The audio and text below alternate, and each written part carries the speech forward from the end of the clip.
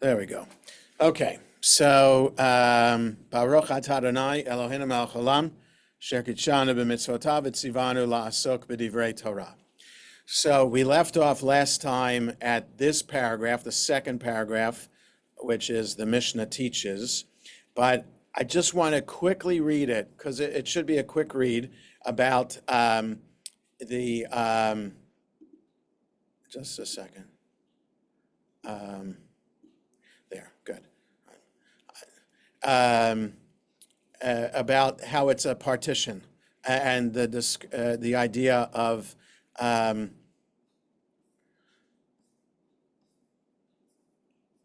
partners who wish to make a partition in a jointly owned courtyard build a wall for the partition in the middle of the courtyard.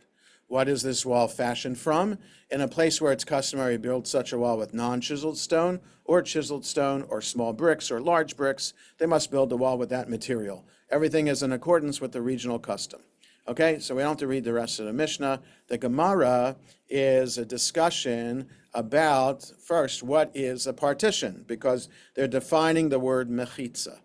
Okay, so we're, like I said last time, we're familiar with the word mechitza from Orthodox synagogues being the partition that separates men and women in the sanctuary during services. And depending on the Orthodox synagogue, the partition is low, or it's high, or it's made of glass. So then you wonder at the purpose of the partition, if you can see through it, or there's a balcony, and women are seated above and men are on the main level. So all different kinds of ways of separating men and women. So that's our understanding of the word mechitza in a Jewish ritual context. Here, it's for practical purposes, dividing property between two owners. So what kind of mechitza is it? So the sages initially assumed, what's the meaning of the term mechitza mentioned in the Mishnah? It means a partition, as it's taught in a Baraita, considered a case where a partition of a vineyard which separates the vineyard from a field of grain was breached, resulting if the situation is not rectified in the grain and grapes becoming items from which deriving benefit is prohibited due to the prohibition of diverse kinds planted in a vineyard. The owner of a field of grain may say to the owner of the vineyard, build a partition between the vineyard and the field of grain. If the owner of the vineyard did so and the partition was breached again, the owner of the field of grain may say to him again, build a partition. So we have this Baraita where the term mechitza is used to separate a vineyard from a grain field. And that partition was breached by the grain, and one owner says to the other, rebuild, so that we don't have to worry about the grain encroaching on the vineyard. And then the question of whether then the grain becomes forbidden for use or consumption because of the prohibition in the Torah of kilayim, which is the word for mixed produce in the same row. You're not allowed to have two different kinds of produce growing from the same row. Okay? So if the owner of the vineyard neglected to make the necessary repairs and did not properly build a partition between the fields, the grain and grapes are rendered forbidden due to the prohibition of diverse kinds, kilayim, planted in a vineyard, and he's liable for the monetary loss. He must compensate the owner of the grain for the damage suffered, as it's the vineyard owner's fault that deriving benefit from the grain is now prohibited, right? It was his wall that broke. According to the understanding that the term mechitza means a partition, one can infer the reason that they build a wall is that they both wish to make a partition in their jointly owned courtyard. But if they do not both wish to do so, the court does not obligate the reluctant partner to build such a wall, although his neighbor objects to the fact that the partner can see what he is doing in his courtyard. Apparently, it may be concluded that damage caused by sight, that is, the discomfort suffered by someone because he's exposed to the gaze of others while he's in his own private domain, is not called damage. Now, we're talking about why they would want to build a partition or a wall in the middle of the courtyard, and that's possibly because of the so-called damage that that one person would feel by someone else looking into his property. So he wants some privacy. Lack of privacy could be seen as damage, and therefore the idea of forcing the owner to participate in building the wall in order to protect privacy.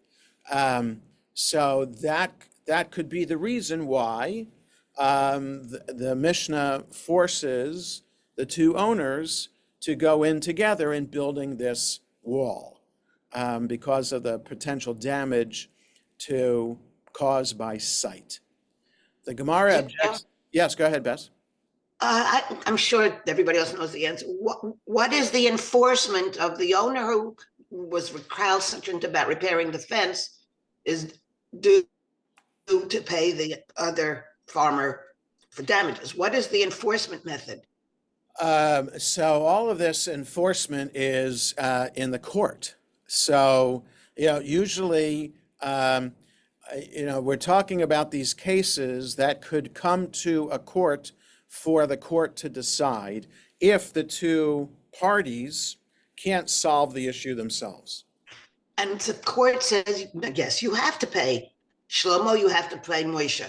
Right. But if he doesn't, what does Moshe do if Shlomo hasn't paid him? Well, so all of this is in theory, of course, and that we're talking about Jews living in a society that is governed by Jews, and therefore there's a method, an enforcement method. So you have Jews agreeing that they have to be, that they solve cases in a court of law, and that they are subject to the ruling of the court.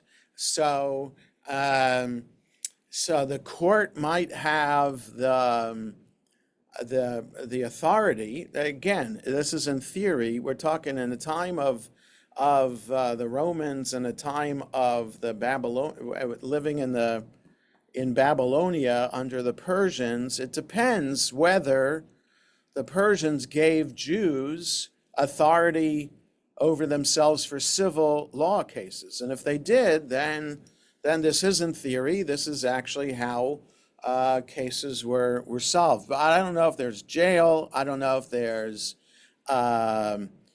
subject, like your property can be subject to a lien by the court, who then,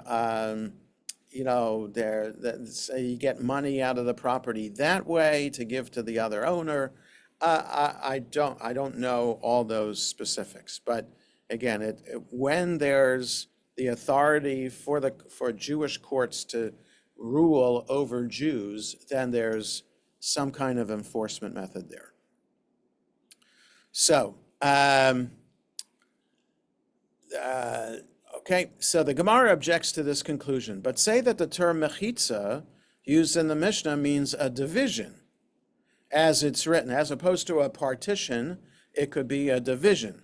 And the division of the congregation was referring to the half of the spoil that belonged to the entire congregation. That's how you divide up the loot. So from the word chetzi, meaning half, which could mean to divide. According to this interpretation, the Mishnah means since they wished to divide the jointly owned courtyard, they build a proper wall in the center, even against the will of one of the partners. Apparently, it may be concluded that damage caused by sight is called damage.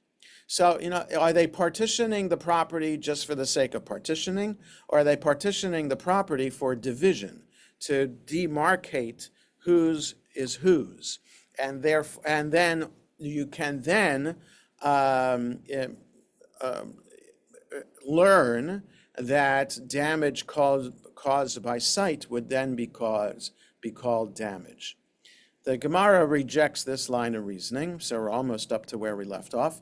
If it is so that the term mechitza means a division, The words who wished to make a division are imprecise.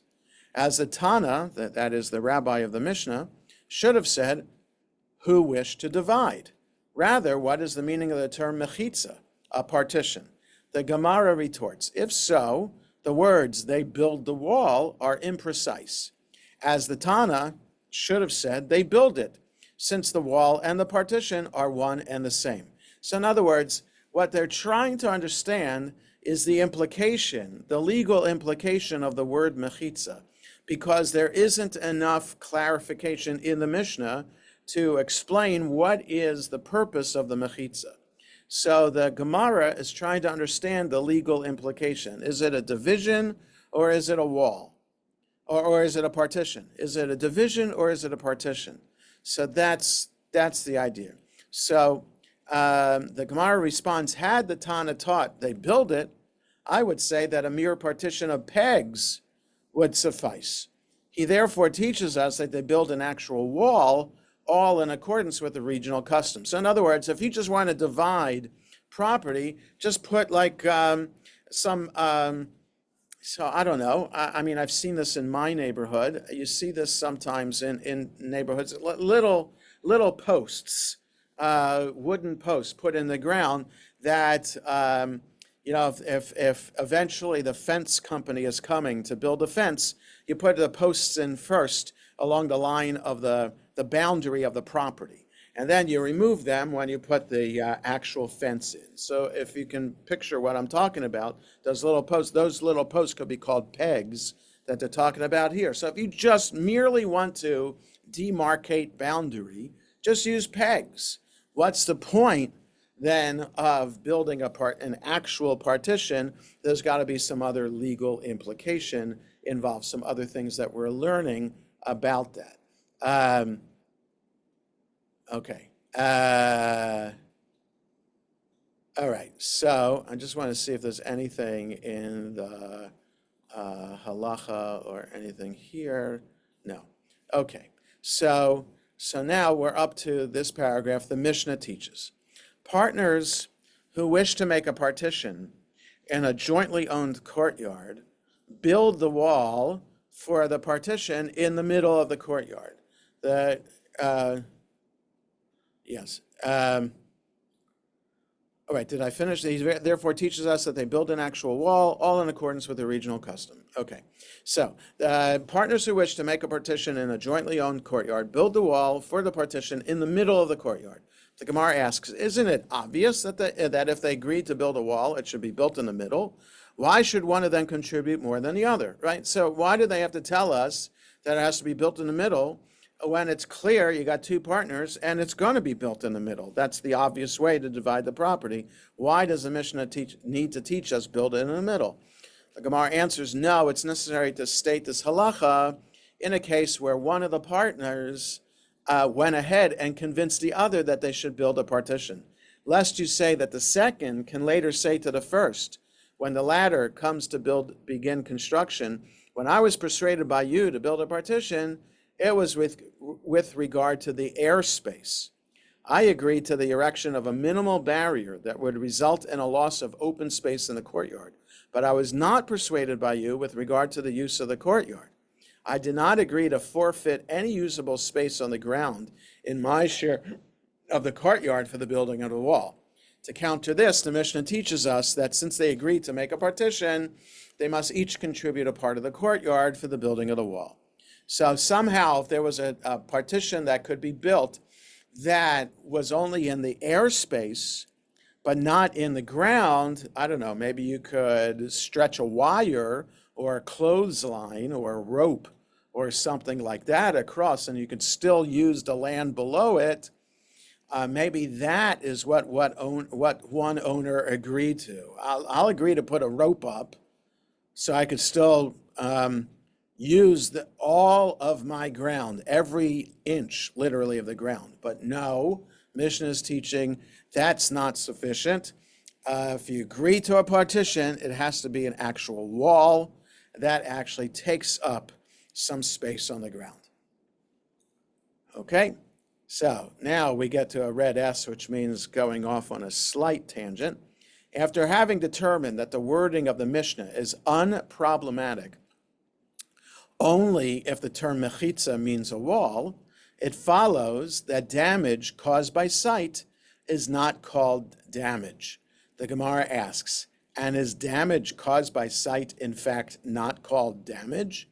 The Gemara provides a mnemonic for the proofs which follow. So the Baba Batra is full of these mnemonics. In fact, there was one today in the Daf Yomi for page 89, which is the page today in that cycle. There's a mnemonic. So I don't know how this is a mnemonic, but somehow here in Hebrew, right here, Gina, Kotel, Kofin, V'cholkin, Chalanot, Derav Nachman. So all of this is the mnemonic for all the proofs for why sight is not called damage. So the mnemonic, remember, we're looking at a printed text that was published. This edition of the accepted printed edition of the Gemara is from the 1600s in Vilna.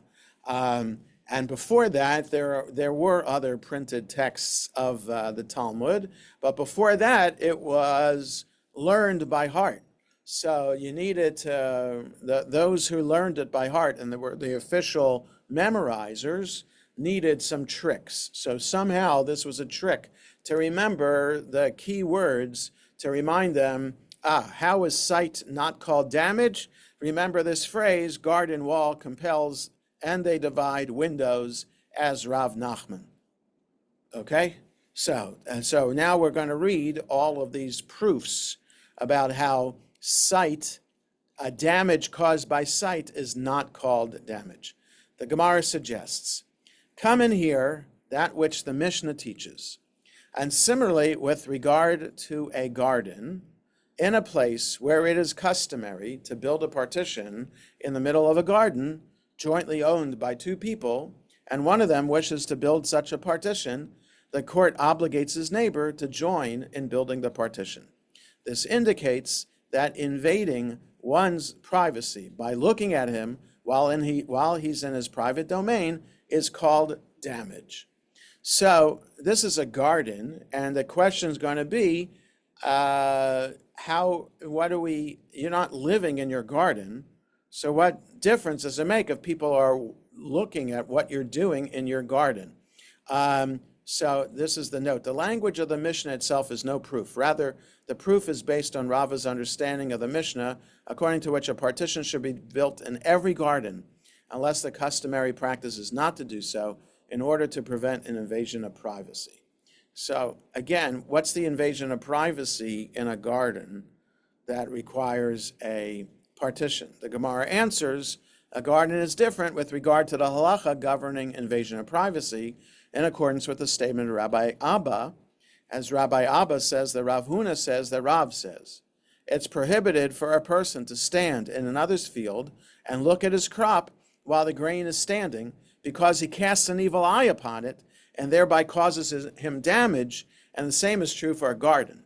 Since the issue in this case is damage resulting from the evil eye, no proof can be brought with regard to the matter of damage caused by sight. Okay, so there's this superstition that if somebody stands in your field or your garden and just looks at it while the garden or field is growing, that you're not supposed to do that because you could be casting the evil eye. So the evil eye, the Gemara is saying, is different than actual sight. Evil eye, we don't see, that's where we go. Some people go poo, poo, poo. Some people throw salt over their shoulder, whatever it is, to get rid of the evil eye. Or, wear a chamsa, the hand amulet. Or in Muslim tradition, painting their houses light green or blue to ward off the evil eye. All of this superstition is quite real for people from the time of the Gemara until today, but evil eye is different from actual sight. It's one thing to look to ward off the evil eye. It's another thing to prevent somebody from looking in your window. Okay, so So the idea of the evil eye in the garden is not enough proof for having to build a partition, because there the discussion is just about the evil eye. But the Gemara objects. But the Mishnah teaches, and similarly with regard to a garden, which suggests that a garden and a courtyard are governed by the same rationale. The Gemara answers the term, and similarly, is stated not with regard to the reason for the obligation to construct a wall, but with regard to the halacha concerning non-chiseled and chiseled stones. A partition in a garden is built with the same materials used for the building of a wall in a courtyard in accordance with regional custom. So whether it's a courtyard you're dividing or a garden you're dividing, the material to build the partition is the same. So that's what the similarly is. So now, yes, John, go ahead. There's a halacha about the standing. I Is see it that. still true? Is the halacha based on the evil eye concept? So the halacha, it's prohibited for one to stand in another's field and look at his crop while it's fully grown, as his very gazing is likely to cause damage. This is certainly forbidden when the onlooker's presence prevents the owner from performing his work. So that's how the Shulchan Aruch is getting around the superstition that seems like it's halacha in the Gemara. So the Shulchan Aruch is suggesting, okay, if you want to maintain the evil eye, so yeah, there's the evil eye about somebody not supposed to be standing in your field. But really the practical purpose is he's in the way of harvesting or whatever other work you're doing. So the Shulchan Aruch is, it's their way of maintaining this law by making it practical rather than superstitious. You see what I'm saying? Yeah, but I was worried not worried. I was thinking that there still is a halacha based on the evil eye concept. That's why. Well, we still have some remnants of the evil eye in certain practices. Like most people have the custom of not naming their children after relatives who are still alive. So that's mainly the Ashkenazi custom, and that's the evil eye. Whereas Sephardim aren't concerned about the evil eye and will name children after living relatives. Or the idea when you say the Mishaberach for someone who is ill, you use the mother's name, you use so-and-so son or daughter of their mother as opposed to their father in order to ward off the evil eye. So that's not halacha, but that's pretty strong custom that still is around today. So there are very, very prominent customs that still reflect the evil eye. Whether there's halacha regarding it, so not necessarily. Okay. So the Gemara suggests, come and hear a proof from, so that was the proof number one from the first part of the mnemonic. Now on to the next one.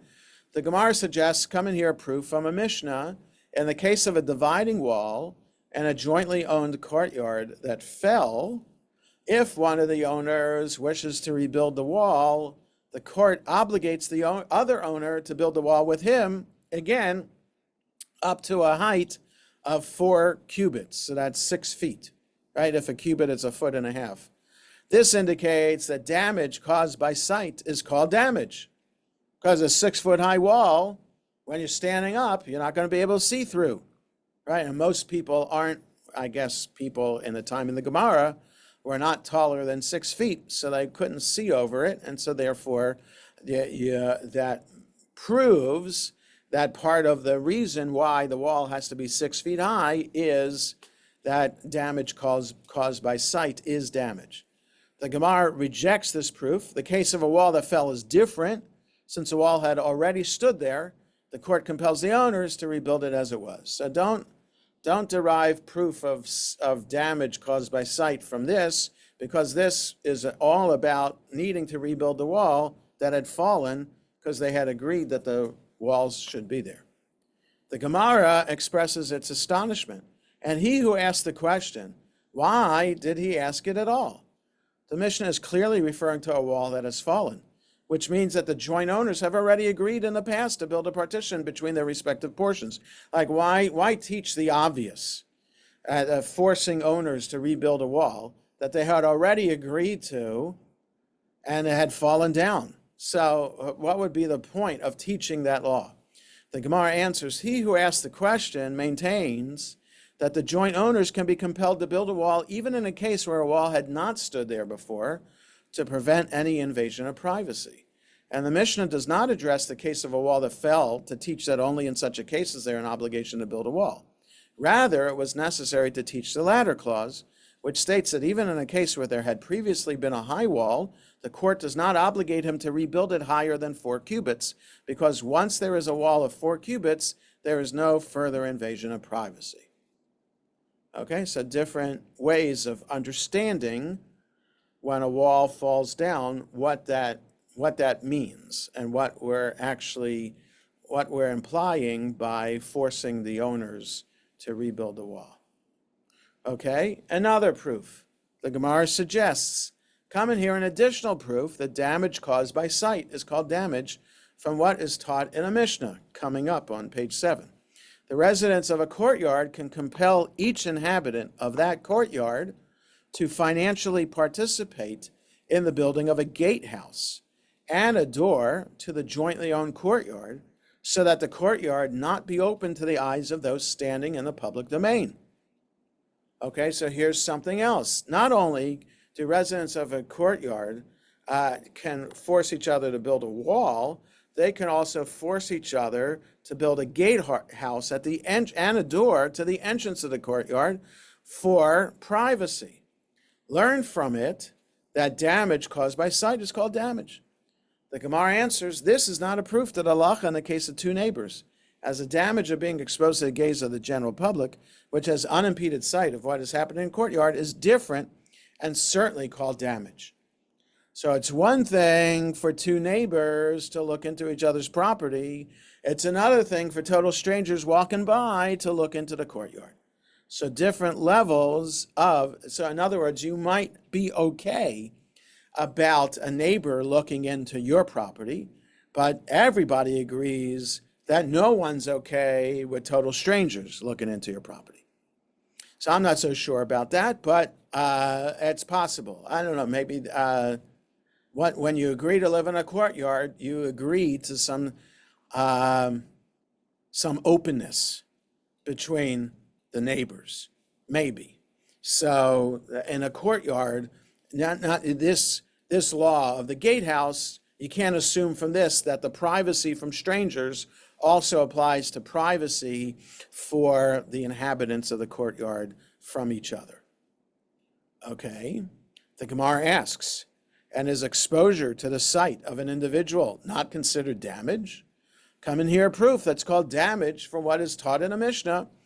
Even further on page 11, one divides a courtyard at the request of one of the co-owners only if its area is sufficient so that there will be in it 4 by 4 cubits for this one and 4 by 4 cubits for that one. That is the same minimal dimensions for each of the co-owners. So if the courtyard is big enough for both to have 6 by 6 feet, then that's the big enough courtyard to require a partition. Anything smaller, you do not require a partition. This means that if there is enough for this one and enough for that one, they do divide the courtyard at the request of one of the owners. What? Is it not so that the courtyard must be divided with a wall that will prevent one neighbor from seeing the other? So isn't that the reason that you need the wall is for privacy? The Gemara answers no. Perhaps it's divided with a mere partition of pegs through which one can still see. Maybe it's about just demarcating property where all you need is pegs, and it's not about privacy. The Gemara further suggests, come and hear another proof that damage caused by sight is called damage from what is taught in a Mishnah, even further on page 22. One who desires to build a wall opposite the windows of a neighbor's house must distance the wall 4 cubits from the windows, whether above, below, or opposite. And a Baraita is taught with regard to that Mishnah. right? So if you're going to build a wall opposite a window, you have to be 6 feet away. The wall has to be 6 feet away, whether it's above, below, or opposite. Building a wall above 6 feet above. So I don't know how above and below works with building a wall. Opposite makes sense to me. Above and below, I'm not sure it makes sense, but we'll get to it when we get to page 22. Baraita is taught with regard to that Mishnah concerning the requirement of a distance above. The wall must be high enough so that one cannot peer into the window and see into the window. Okay. So it has to be 6 feet above the window, so that even if you climb the wall and then look into your neighbor's property, you can't see you can't see into the window because you're too high up. The angle makes it such that you can't see through the window. And see, concerning the requirement of a distance below, the wall must be low so that he will not be able to stand on top of it and see into the window, right? So the same thing, if you stand on top and the window, it has to be then. So when you're building the wall has to be, depending where the window is, it has to be at least 6 feet across from the window. And then it also has to be either 6 feet above the window or 6 feet below the window. So the wall itself could be 10 feet high, 12 feet high, whatever it is, just depending where the window in the house is. And concerning the requirement of a distance opposite, one must distance the wall from the window so that it will not darken his neighbor's house by blocking the light that enters the house through the window. This indicates that there is a concern about the damage caused by exposure to the gaze of others. So this one seems to be a pretty straightforward Mishnah to prove that there is such a thing as damage caused by sight. Because look at all the concern we have about looking into somebody else's window. But the Gemara rejects this argument. The damage of being exposed to the sight of others while in one's own house is different, as people engage in activities in their homes that they do not want others to see. By contrast, a courtyard is out in the open, and it's possible that the residents are indifferent to being observed. So the partition in the courtyard, it could be argued, we're not talking about sight there because we're talking about people walking around outside in the courtyard itself. And nobody's walking around naked in their courtyard or doing anything else that they don't want somebody else to see. In your own house, you expect a level of privacy and you can do whatever you want in your house. You should think you should be able to do whatever you want in your house without being looked at, without being observed. So there's a difference between the gatehouse, which means you don't want outsiders to look into the courtyard, and then in the courtyard itself, whether you care about other people looking at you in your own part of the courtyard, where presumably you're going to be dressed and decent in whatever kind of behavior you're doing, but the ultimate kind of privacy everybody expects is in their own house. And maybe that's what the window and the wall being high enough and above the window, below the window, across from the window is all about privacy in your own house. Rabbi, Yes, Julian. what about curtains? So that's an interesting question, Julian. And I don't know when curtains were invented. I mean, the Flintstones had them. That's right. Prove caveman history by Hanna-Barbera Flintstones. Yes, right. They had cars too, didn't they? And bowling That's right. alleys. That's right. And the Elks were back then too. So, yeah. So I really don't know when curtains were invented. I mean that literally. So I don't know when, and I don't know when windows were invented either. So the window, by the way, could have just been a hole in the wall. Yeah. Yeah. I'm not sure it was glass that was put into that hole. So the development of the kind of window that we know about today that would be covered with a shade or with a curtain, I don't know when that idea came into vogue. So maybe Bess is Googling it to figure that out. But so, yes, Okay. Debbie. Yes, oiled paper was the precursor to glass Okay, windows. So there was the concept existed, and they're translucent, or uh-huh. I They're guess opaque. oiled paper you can kind of provides privacy without too much Uh-huh. Right, so it lets the light in, but it doesn't, you light. can't see exactly, you see Exactly. shadows, but you can't Exactly. see exactly what people are doing. Right. Right. So, yeah. Um, right. So if people had that, if they had that oil paper or some other thing to cover up a window, who cares about a partition then? So then that's a further distinction. So if you already have a method in your own home to create privacy for yourself, why do you need the extra privacy of a wall to right? So maybe we'll get there on page 22 and talking about that discussion about the windows. So yes, Bess? 3100 BC, Oh, Egyptians. And they do use animal hide. okay, And like they use linens, but okay. with So hooks. yeah, so the Animal hide with question, hooks. so the question still stands: if people had a way to cover their window, what difference does it make if you have a wall or not? Okay, so the Gemara challenges this distinction. Come and hear proof, the distinction between the courtyard, right, that you're going to be dressed and decent in your courtyard versus not in your home and you need privacy in your home with the wall. The Gemara challenges this distinction. Come and hear a proof. Just a second. As Rav Nachman says, that Shmuel says, if one's roof is adjacent to another's courtyard, he must make a parapet around the roof 4 cubits high so that he will not be able to see into his neighbor's courtyard.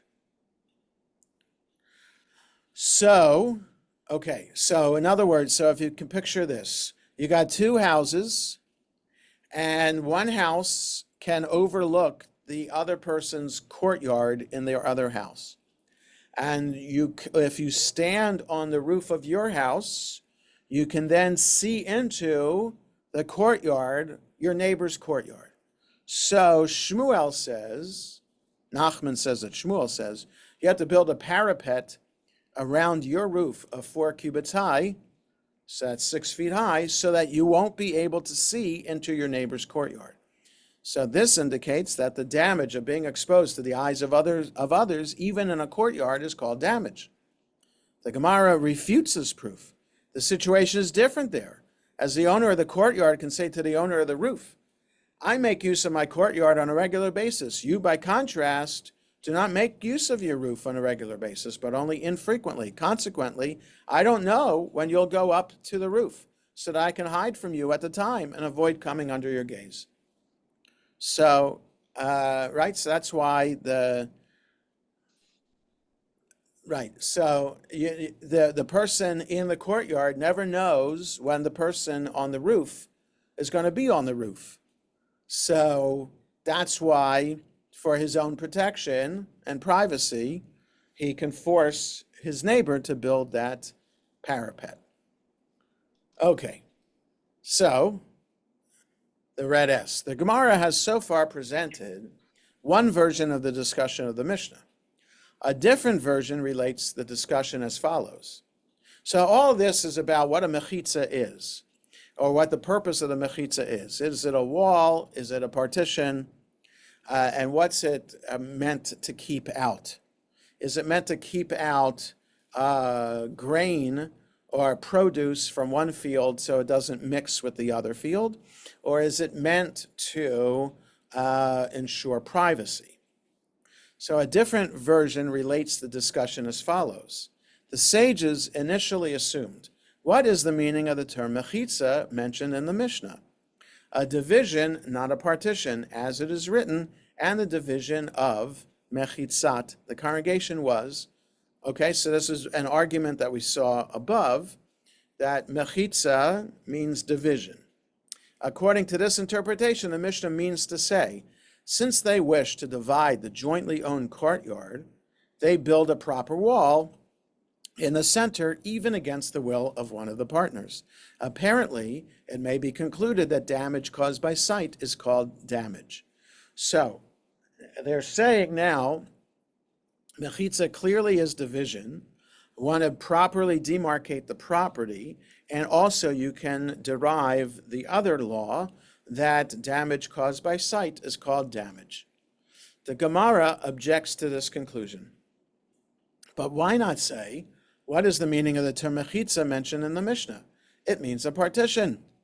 This usage would be, as we learned in a Baraita, consider the case where a partition of a vineyard, which separates the vineyard from a field of grain, was breached, resulting, if the situation is not rectified, in the grain and grapes becoming items for which deriving benefit is prohibited. The owner of the field of grain may say to the owner of the vineyard, build a partition between the vineyard and the field of grain. If the owner of the vineyard did so and the partition was breached again, the owner of the field of grain may say to him again, build a partition. If the owner of the vineyard neglected to make the necessary repairs and did not properly build a partition between the fields, the grain and grapes are rendered forbidden due to the prohibition of diverse kinds planted in a vineyard, and he's liable for the monetary loss. The Gemara concludes stating the objection, and according to the understanding that the term mechitza means a partition, one can infer the reason that they build a wall is that they both wish to make a partition in their jointly owned courtyard. But if they did not both wish to do so, the court does not obligate the reluctant partner to build such a wall, although his neighbor objects to the fact that the partner can see what he's doing in his courtyard. Apparently, it may be concluded that damage caused by sight is not called damage. The Gemara rejects this argument. If so, the words, they build the wall, are imprecise. As the Tana, the rabbi of the Mishnah, should have said, they build it, since the wall and the partition are one and the same. The Gemara retorts, rather, what's the meaning of the term mechitza? A division. If it's so that the term mechitza means a division, the words, who wished to make a division, are imprecise. As the Tana should have said, who wished to divide. The Gemara answers, the phrasing of the Mishnah is as people commonly say, come, let's make a division. Consequently, the Mishnah can also be understood as referring to two people who wish to divide a jointly owned area. The Gemara asks, according to the understanding that mechitza means division, but if damage caused by sight is called damage, why does the Tana specifically teach that if they wish, they build a wall? So if there is such a thing as damage by sight, why does the Mishnah say if they wish? It should be obligatory for them to participate in building a wall to prevent damage by sight. So if they wish means it's voluntary. Even if they did not both wish to do so, it should also be possible to compel the reluctant party to build a wall between them. Rabbi Asi said that Rabbi Yochanan said, our Mishnah is referring to a courtyard that is not subject to the halacha of division. Joint owners of a courtyard cannot be compelled to divide the courtyard unless each party will receive at least 4 square cubits of the courtyard. That is 6 square feet.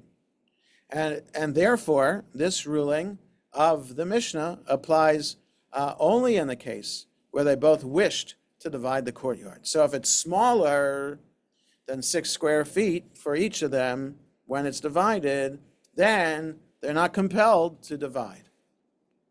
Okay, the Gemara asks, according to this understanding, what's the Tana teaching us? The rabbi of the Mishnah. Is he teaching us that when a courtyard is not subject to the halacha of division, if they nevertheless wish to do so, they divide it? But we already learned this in the latter clause of a different Mishnah. When do they not divide the courtyard? Because it's not large enough to compel division. When the joint owners do not wish to divide it. But when both of them wish to divide it, they divide it even if it's smaller than this, that is smaller than 4 square cubits for each party. So if they can divide it if they want, no matter how small it is. The Gemara answers, if we had learned this halacha only from there, I would say that to divide the courtyard, even if it's smaller than this, by constructing a mere partition of pegs, which does not prevent invasion of privacy. Therefore, the Tana teaches us here in this Mishnah that if they wish to divide the courtyard, they can be compelled to build a proper wall. Okay, so even if it's smaller, they build a wall, so therefore damage by sight is a real thing. The Gemara asks, if so, let the Tana teach this Mishnah and not teach that other Mishnah, as this Mishnah teaches more details than the latter one. The Gemara answers, it was necessary for the Tana to teach the other Mishnah, that is about a smaller courtyard, to introduce the last clause of that Mishnah, which states, and jointly owned sacred writings that are contained in a single scroll should not be divided, even if both owners wish to do so. The Gemara brings a different version of the previous discussion. And if they wish to divide the courtyard, what of it? What forces them to build the wall? If one of the parties does not wish to build a wall, let him retract. Rav Asi said that Rabbi Yochanan said that the Mishnah is not discussing a case where they merely reached a verbal agreement to divide the courtyard, but rather with a case where each party performed an act of acquisition with the other, confirming their respective commitments. Therefore, neither side can retract. So they didn't just express a wish to do it. They actually had a verbal agreement that was performed with an act of acquisition. So verbal agreement with like shaking of hands, which is what we would do today, or some other kind of physical thing you're doing to show that both parties agreed to the verbal agreement. That's what they did, and that therefore you can't retract once you have that act of acquisition that was performed. The Gemara asks, rather than teaching us a case where the courtyard is not subject to the halacha of division, but nevertheless they wish to divide it, let the Mishnah teach us a case where the courtyard is subject to the halacha of division, even if they did not both wish to divide it. The Gemara answers, had it taught us only a case where the courtyard is subject to the halacha of division, that applies even if they did not both wish to divide it, I would say that in a case where the courtyard is not subject to the halacha of division, then even if they both wish to divide it, if one of the parties does not wish to build a proper wall, he cannot be compelled to do so. Therefore, the Mishnah teaches us that he is compelled to participate. The Gemara asks, but how can you say this? Doesn't the latter clause of the Mishnah teach when they do not divide the courtyard because it's not large enough to compel division? When the joint owners do not wish to divide it. But when both of them wish to divide it, they divide it even if it's smaller than this. What, is this the clause of the Mishnah? Is this clause of the Mishnah not referring to the fact that either one can force the other to build a proper wall? Gemara answers no. It's referring to a mere partition of pegs and not to an actual wall. One more paragraph. The Gemara asks, if so, let the Tana teach this Mishnah and not teach that other Mishnah, as this Mishnah teaches more details than the latter one. The Gemara answers, it was necessary to teach the other Mishnah for the last clause of that Mishnah, which states, and jointly owned sacred writings that are contained in a single scroll should not be divided, even if both owners wish to do so. This concludes the alternative version of the discussion. So there are two ways, logically, that had been passed down over the generations of how to understand mechitza. So now we've tackled both of them, and it's unclear whether we've reached a decision about privacy, where the damage caused by sight is actual damage. Okay, so now we will continue next time. Well, let's stop here for today because I have to get ready for the next thing I'm doing. So we'll stop here for today, and next Sunday is the 29th. So we're on for the next next Sunday we are having. The Sunday after that is the Sunday after Rosh Hashanah. So there's Tashlich that morning, and so we're not going to have class. And we have class next Sunday, but then the Sunday after, that's October 6th, there's no class. Okay? So have a good day, everybody, and see you all next Sunday.